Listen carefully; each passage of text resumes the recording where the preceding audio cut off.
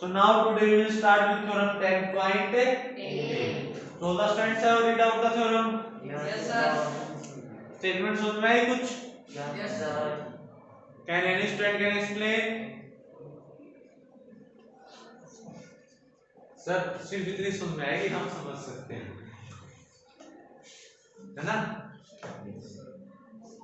Now I can explain this theorem. ये तो आपकी क्या कहती है कि सपोज आपके पास कोई आर्क है PQ.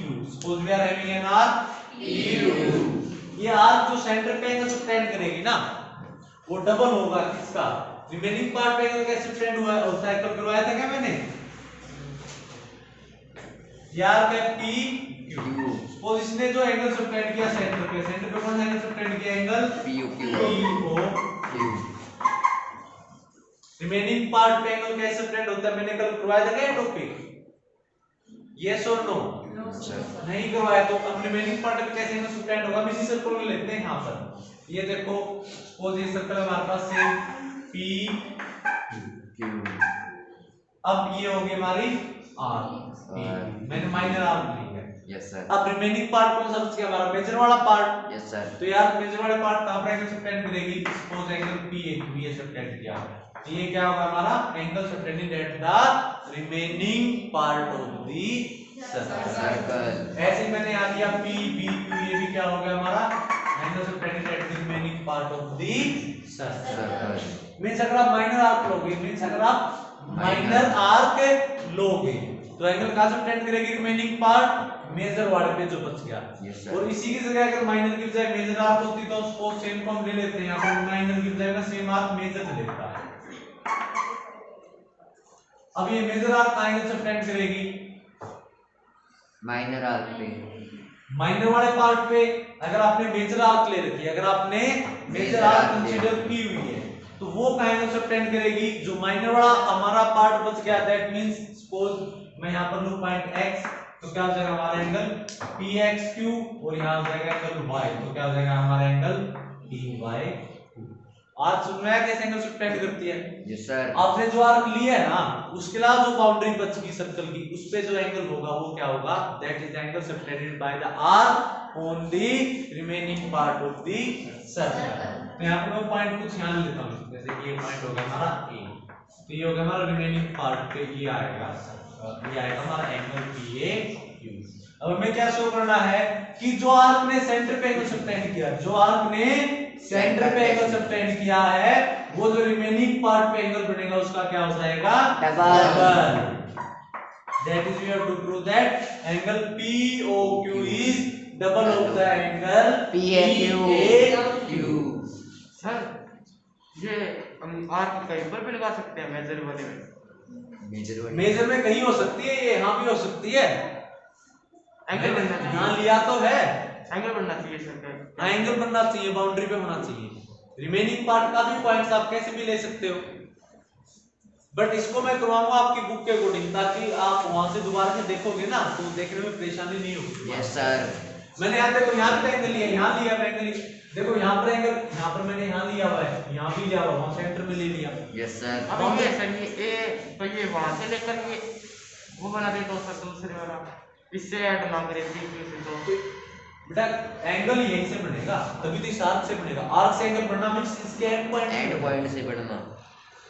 ये आर्क ले ली ना, इसको छोड़कर आप कहीं भी एंगल लोगे उसको इसके एंड पॉइंट से ज्वाइन करोगे तभी तो ये आर्क सबटेंड करेगी। Yes sir. वरना ये आर्क सबटेंड ही नहीं करेगी। वैसे तो फिर वो एंगल अलग एंगल हो गया, वो तो अपनी मर्जी से कहीं ले लो फिर। मींस ये आर्क एंगल तभी सबटेंड करेगी जब आप किसी भी पॉइंट को इस आर्क के एंड पॉइंट से ज्वाइन करोगे। Is it clear to all the students? Yes sir. तो मैं ये क्या शो करना है कि जो एंगल PAQ है वो किसका डबल हो जाएगा, that we have to prove it is double of the angle POQ। Sorry मैं वही है सर। एंगल POQ जो सेंटर वाला एंगल है वो रिमेनिंग वाले एंगल के क्या होगा, डबल होगा। वैसे तो आपको रिजल्ट पता होना चाहिए और कहीं भी यूज होगा तो हम इस रिजल्ट को डायरेक्टली यूज करेंगे on the behalf of this theorem. Yes, but sir. ये थ्योरम प्रूव कर रहे हैं, दैट मींस हम ये देख रहे हैं कि ये रिजल्ट जो है आपके पास आया कैसे, कि हमने इस रिजल्ट को कैसे ऑब्टेन किया।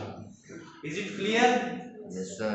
अब इसके लिए मैं क्या करूंगा, यहाँ इसको ज्वाइन कर दूंगा, यहाँ से एक रे पास कर देंगे हम starting from point A and passing through centre. अब इस रे ने यहाँ दो ट्रायंगल फॉर्म के आपको दिखाई दे रही है। यस ये sir. Triangle number first, triangle number second. मैं एंगल लेता हूँ, ये एंगल लेता हूँ यहाँ पर 1, ये हो जाएगा आपका 2 3 4 5 6। Can you tell me the relation between angle 1 and angle 2? क्या बेटा मुझे आप एंगल 1 और एंगल 2 में रिलेशन बता सकते हो क्या?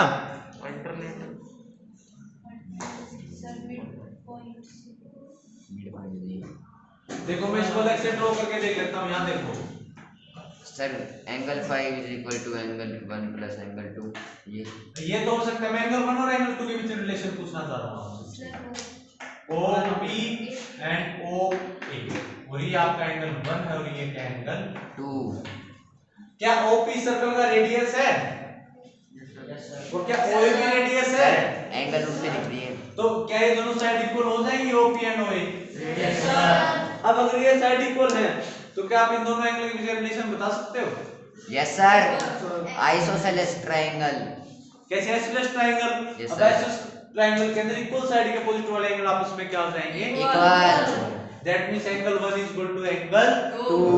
तो एंगल 1 और एंगल 2 का रिलेशन पता लग गया आपको? Yes sir. तो ये भी रेडियस ऑफ सेल सर्कल भी कर सकते हैं सर। हां तो रेडियस या कभी भी आपस में इक्वल है दोनों साइड। इसको मैंने यहाँ अलग से निकाल लिया ना ताकि आपको वहां कंफ्यूजन ना हो, यहाँ समझ में आए। मैंने इसी पार्ट को यहाँ राइट डाउन किया है अच्छे से समझाने के लिए।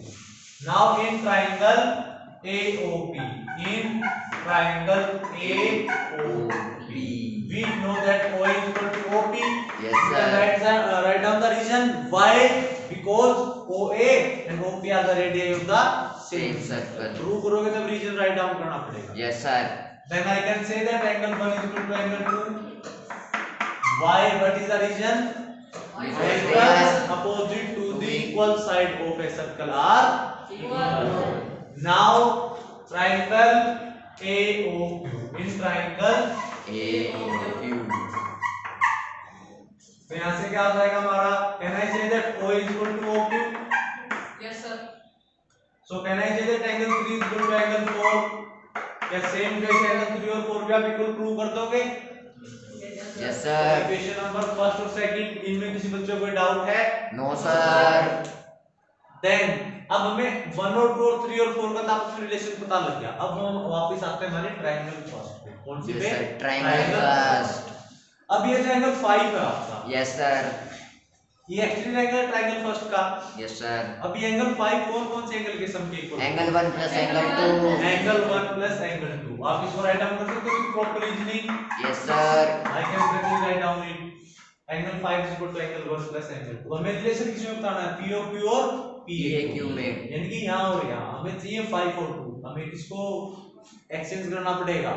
1 को किसके साथ कर सकते हैं? एंगल 2 के साथ। Yes sir. So can I write angle 1 as angle 2 plus angle 2? That means angle 5 is equal to twice of angle 2. Yes sir. Any doubt? No This sir. is our result number 1. third. And then after, can I write in the same way as angle 6 is equal to twice of angle 3? Yes sir. In the same way, can you prove that angle 6 is equal to twice of angle 3. Result number third और fourth, result third और fourth में किसी बच्चे को doubt है बेटा पूछ सकते हो आप. If there is any doubt in result number third and fourth, you can ask from me. Sir angle 1 को और एंगल 4 को हम आपस में कोई रिलेशन नहीं बता सकते, सेम ट्रायंगल में होंगे तो बता सकते हैं. अलग ट्रायंगल का हम वो अलग वे से देखेंगे अगर हम उसको बाद में देखेंगे. फोर्थ ये वाला क्या बेटा सेम वे से देखो, एंगल 6 क्या हो जाएगा एंगल 3 और 4 का सम. अब एंगल 3 और 4 हमें क्या चाहिए एंगल 3, तो 4 को आप 3 से रिप्लेस कर दोगे, यानी कि एंगल 6 क्या आ जाएगा ट्वाइस ऑफ एंगल 3 का. जैसे हमने इसको प्रूव किया ना ट्वाइस ऑफ एंगल 2, वैसे ही सेम वे से ये 6 एंगल किसका हो जाएगा ट्वाइस ऑफ एंगल एंगल 3. और क्या नहीं चाहिए सर? 4 बेटा हमें रिलेट किस को करना है POQ और PAQ. POQ में कौन कौन से एंगल आ रहे हैं 5 और 6, और PAQ में क्या आ रहे हैं 2 और 3. तो समझ में आया कि मैंने 4 और 1 क्यों नहीं लिया और 2 और 3 क्यों लिया. Is it clear? अब ये देखो एंगल POQ किसका कॉम्बिनेशन है angle 5 plus angle 6. That means अब मैं क्या करने वाला हूं इक्वेशन नंबर थर्ड और फोर्थ को Add. Now adding equation number third and Fourth. Adding equation 3rd and 4th. Third and Fourth. Equation number 4 Fourth. क्या हो जाएगा एंगल 5 प्लस एंगल 6 क्या हो जाएगा आपका twice of angle 2 plus twice of angle 3. अब एंगल 5 प्लस एंगल 6 को आप क्या लिख सकते हो एंगल POQ. ये क्या हो जाएगा हमारा एंगल POQ. यहां से 2 कॉमन ले लो क्या हो जाएगा एंगल 2 प्लस एंगल 3. अब एंगल 2 प्लस एंगल 3 किसके इक्वल हो जाएगा angle PAQ. That means angle POQ is twice of angle PAQ. और ये हमें क्या करना था Proof.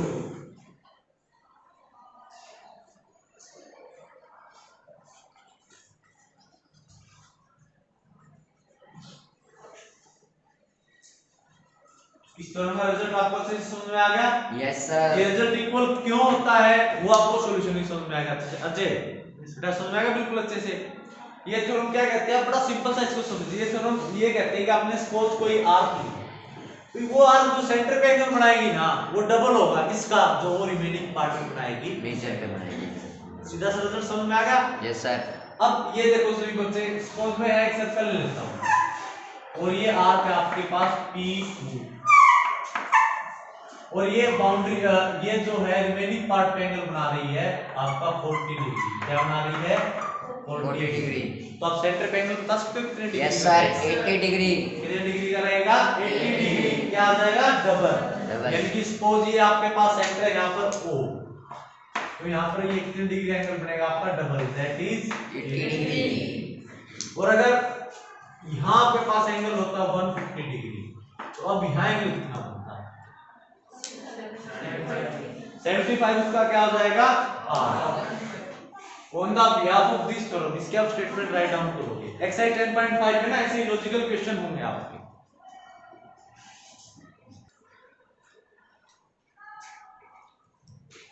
आपके ना एक्सरसाइज 10.4 में क्या था कि हमें मेन रिजल्ट के लिए 2-3 प्राइमरी रिजल्ट प्रूव करने पड़ते थे ना, फिर मेन रिजल्ट पे आते थे. Yes sir. बट यहाँ ऐसा कुछ नहीं है. आपको 10.5 में ना बड़े लॉजिकल क्वेश्चन मिलेंगे. जैसे यहाँ तो मैंने इसको रिलेट करके थ्योरम से करवाया, आपने बड़ा इजीली बता दिया क्योंकि पता है सर क्वेश्चन दे रहे तो इसी थ्योरम से रिलेट करेगा. बट वहाँ 3-4 थ्योरम करेंगे हम, फिर वहाँ आपको क्वेश्चन रिलेट करना पड़ेगा. Yes, जैसे अगर आपको सभी रिजल्ट अच्छे से पता होंगे ना तो exercise 10.5 is very easy exercise. अगर आपको रिजल्ट पता है तो 10.5 से इजी एक्सरसाइज नहीं है, और अगर रिजल्ट नहीं पता तो 10.5 में ये नहीं पता लगेगा कि हो कैसे गया.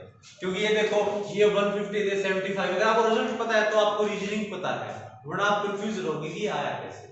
So theorem 10.8 is clear to all the students? Yes sir.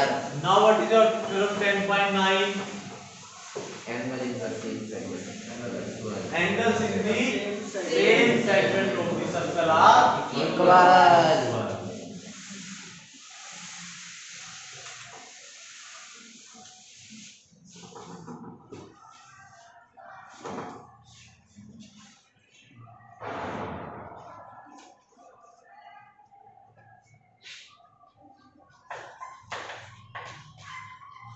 angles in the same segment of the circle are equal. Angles in the same segment of the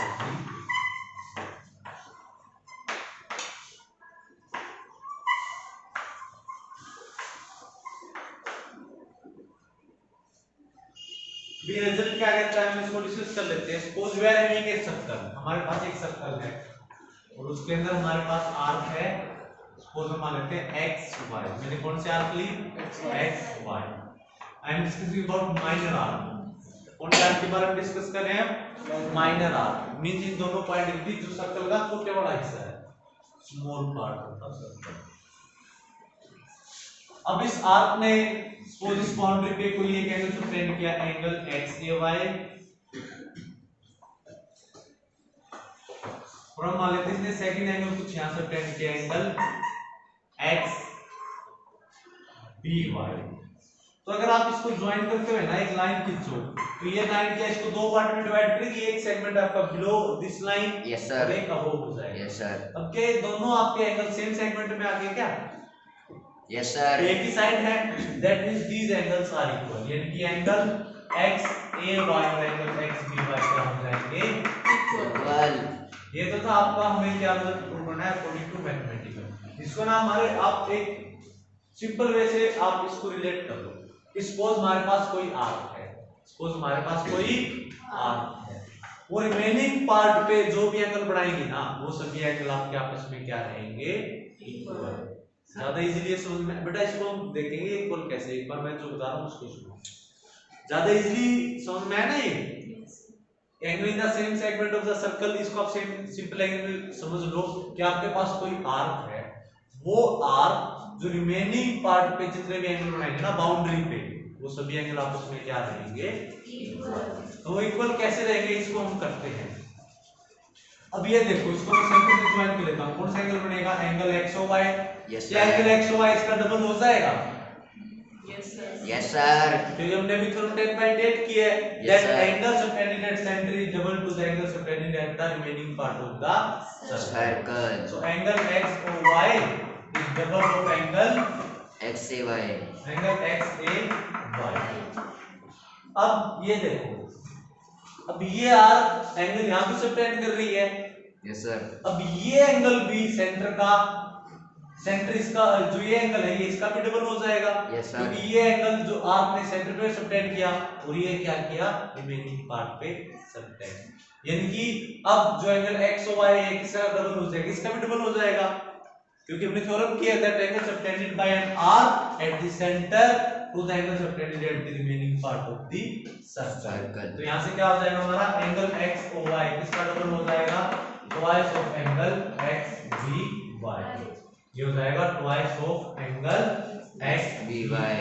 ये equation number first, equation number second. Left hand side में ये same है, yes right sir, hand side को compare करो, आप क्या हो जाएगा? Twice of angle XAY is equal to twice of angle XBY। XBY 2 से 2 कैंसिल आउट हो जाएगा, क्या हो जाएगा? Angle XAY is equal to XBY। Y। तो हमने प्रूव ये अब बताओ स्टार से क्या समझ में नहीं आया इसके? सर ये माइनर आर्क है या मेजर आर्क, ये कैसे पता चला? तो ये छोटी वाली तो पता नहीं चलेगा। माइनर आर्क मींस छोटे वाला पार्ट। ये तो पता है सर, इसमें दे नहीं रखा। इसमें स्टार्टिंग में दिया हुआ है that we are if we are mentioning only arc, मैंने इंट्रोडक्शन दिया तभी बोला। Yes sir, arc means minor arc, लेकिन जब मेजर आर्क की बात होगी that means that is specially mentioned. और अब इसको आप ऐसे भी ले सकते हो, मेजर आर्क भी अगर सेम एंगल बनाएंगे ना वो भी आपके सेम ही रहेंगे। अगर हाँ ये मेजर आर्क होती ना, सपोज ये सर्कल है और आप कह रहे हो सर मेजर आर्क होती तो क्या होता, तो वो सेम रिजल्ट होल्ड करता। अब ये जो आर्क है ना, ये आर्क रिमेनिंग पार्ट में जो भी एंगल बनाएंगे वो सारे इक्वल रहेंगे, ये यहाँ भी होल्ड होगा। बस मैं माइंड में इसलिए समझा रहा हूँ क्योंकि इससे ना आपको अच्छे से समझ में आता है, रिलेट कर लेता हूँ। मेजर में क्या होगा कि बहुत बड़ा पार्ट है, छोटे से पार्ट में से कंजस्टेड हो जाएंगे। बट यहाँ भी आप है ना, सपोज यहाँ एंगल XPY बनेगा और यहाँ एंगल XQY बनेगा, ये भी आपस में क्या रहेंगे? इक्वल। यानी कि एक आर्क है ना, आप कोई भी आर्क लो, वो रिमेनिंग पार्ट पे कोई भी आप आर्क लो, वो रिमेनिंग पार्ट पे जितने भी एंगल बनाएंगे ना वो सभी एंगल आपस में क्या होंगे? इक्वल। सिंपल सा आप angle in the same segment of circle को आप सिंपल लैंग्वेज से ऐसे रिलेट कर सकते हो। So angle in the same segment of the circle are equal. It is clear? Yes sir. अब सपोज जैसे आपके पास ये ट्रायंगल है, इस क्वेश्चन को करो कैसे सोल्व होगा। ये होगा हमारे पास A B C। सपोज ये हो जाएगा 70 डिग्री और इसको मैं लेता हूँ 80 degree. Then can you tell me the angle BDC? क्या मुझे एंगल BDC बता सकते हो? Yes sir. क्या आएगा? कुछ बताते हैं। 90 30 डिग्री, क्योंकि ये देखो आप इसको सोल्व करो कितने डिग्री मिलेगा 30 डिग्री। ये एंगल कौन से आपने बनाया देख लो, यहाँ से चलो और कौन से आपका आई BC। और अब ये देख लो कौन से आप बना रही है एंगल, यहाँ से चलो कौन से आप बना रही है BC। अब BC जो भी एंगल बनाएगी सारे आपस में क्या रहेंगे बाउंड्री पे इक्वल, यानी कि BC ने अगर यहाँ 30 का बनाया था यहाँ भी क्या रहेगा 30। इस तरह से ना बड़े लॉजिकल और अच्छे क्वेश्चन आएंगे अगर आपको कॉन्सेप्ट क्लियर है। आप है ना उस एंगल के वर्टेक्स से स्टार्ट करो, दोनों लाइन के साथ साथ चल पड़ना और ये देखना ये कौन से आपने बनाया, क्योंकि एंड पॉइंट ये आ गई ना तो इनके बीच वाली आर्क BC आर्क ये होगा। सर ये इसका तो हाफ हो गया, 80 का 40 और 10 माइनस होगा। 80 का 40 कहाँ हो गया? ये सर 80 का 40 कैसे? 180। और उसके बाद प्लस माइनस ये तो बेटा एंगल से प्रॉपर्टी से निकाला हमने। और फिर ये दोनों एंगल है ना सेम आर्क बना रही है, मैंने क्या भी करवाया है कि सेम आर्क जो एंगल बनाएगी वो आपस में क्या होंगे इक्वल, यानी कि ये अगर 30 हो गया तो ये एंगल भी आपने बनाया है ये भी क्या हो जाएगा 30। कोई प्रॉब्लम नहीं बेटा, आप ना प्रैक्टिस करोगे ना थोड़ा सा देखोगे वो 70 है सर। हाँ ये 70 है, ये angle sum property, angle sum property ये 70 है। अरे तो क्या बात होगी पूछ सकता है, ये मेरा इसका आपस का इंटरफेयर है। या फिर हर्षित को अगर ज्यादा अच्छा इंटरेस्ट है तो फिर कल मैं हर्षित का बैठता हूँ। नो सर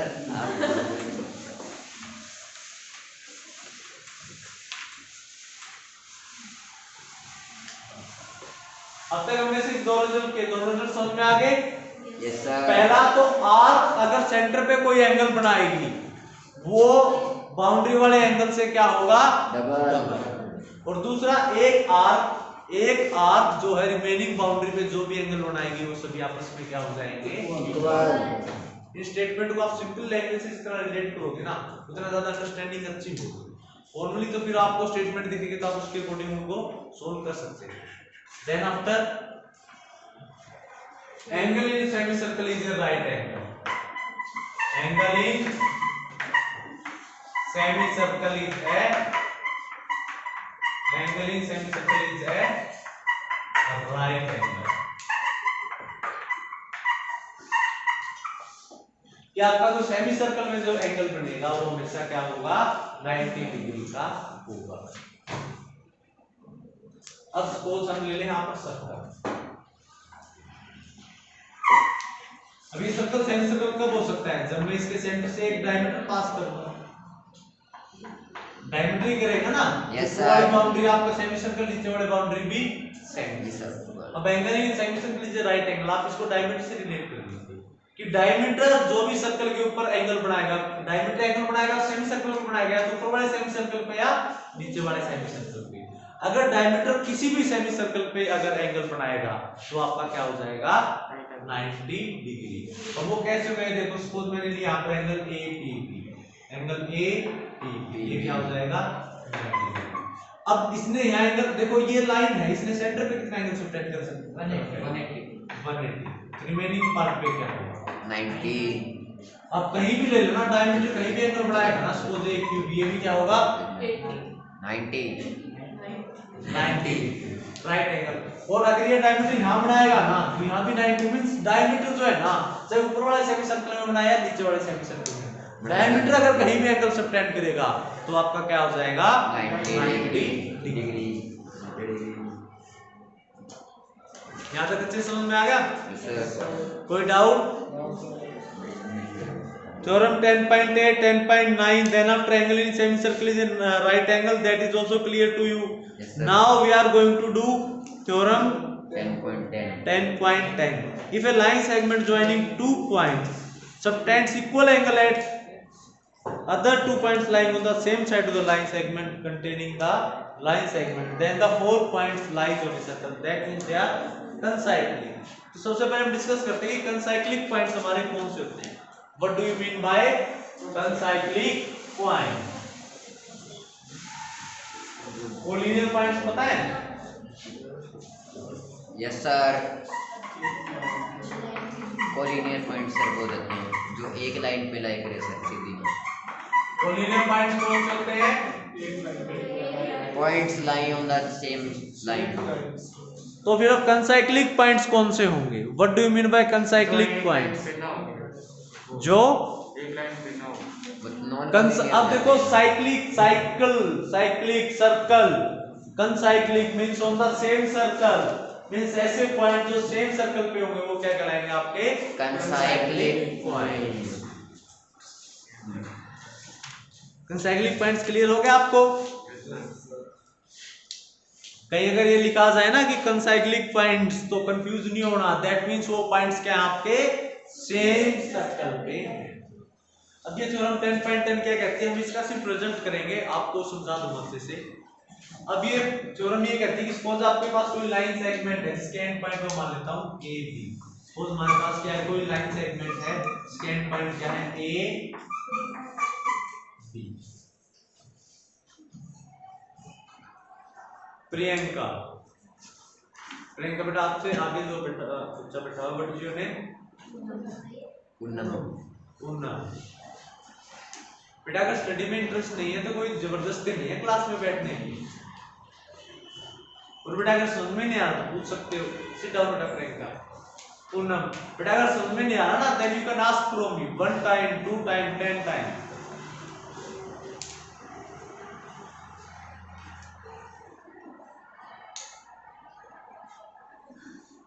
और सबसे बड़ी समस्या क्या है कि सर लास्ट मिनट पहले जाना होता है, यहाँ कैमरा लग जाता है और फिर है ना, अब टाइम लगने लग गया, बेल होने के बाद जाना पड़ता है।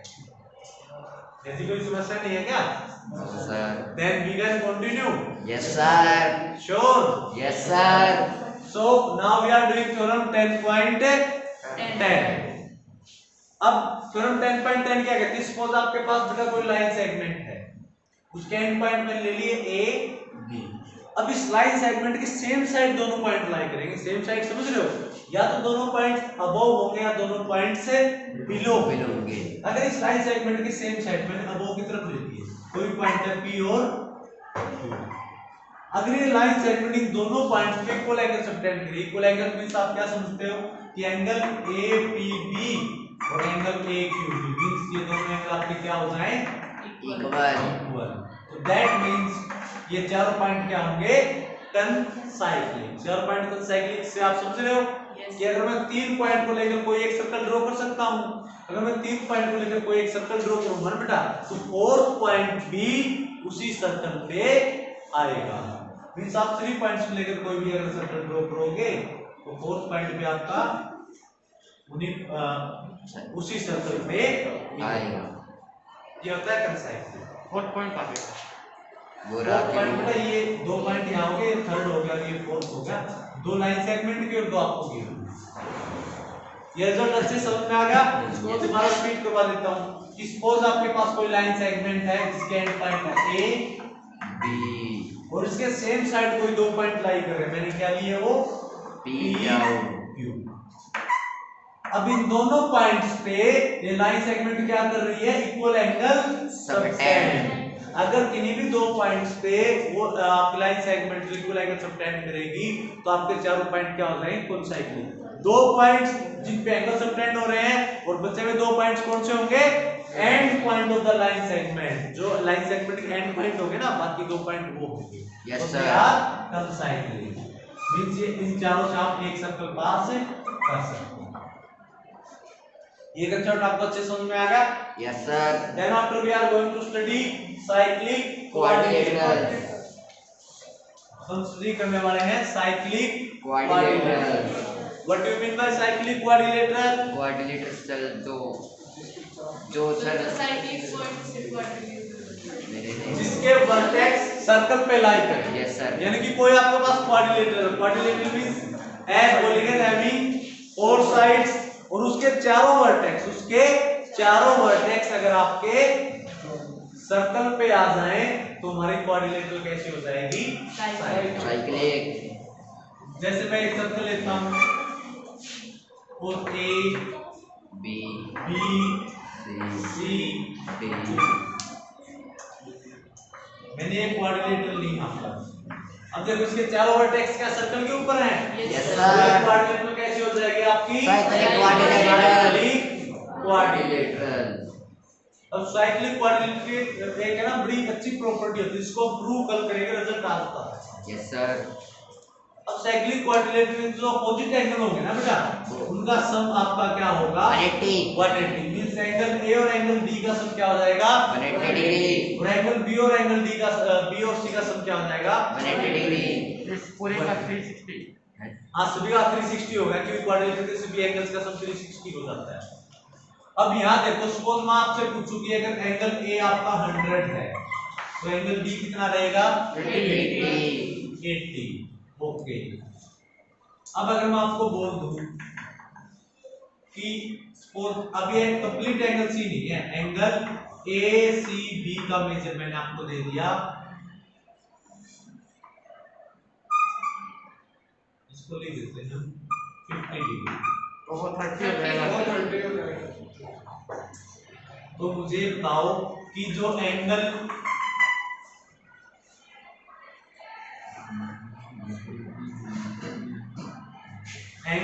ADC का मेजर क्या रहेगा? All stand solid in your notebook now. 100 है। एंगल ADC यानी कि ये वाला एंगल बताओ क्या रहेगा? 50 80 सर। तो वो 50 का 50 लेगा सर। 50 नहीं होगा, देखो मैं आपको बताता हूं।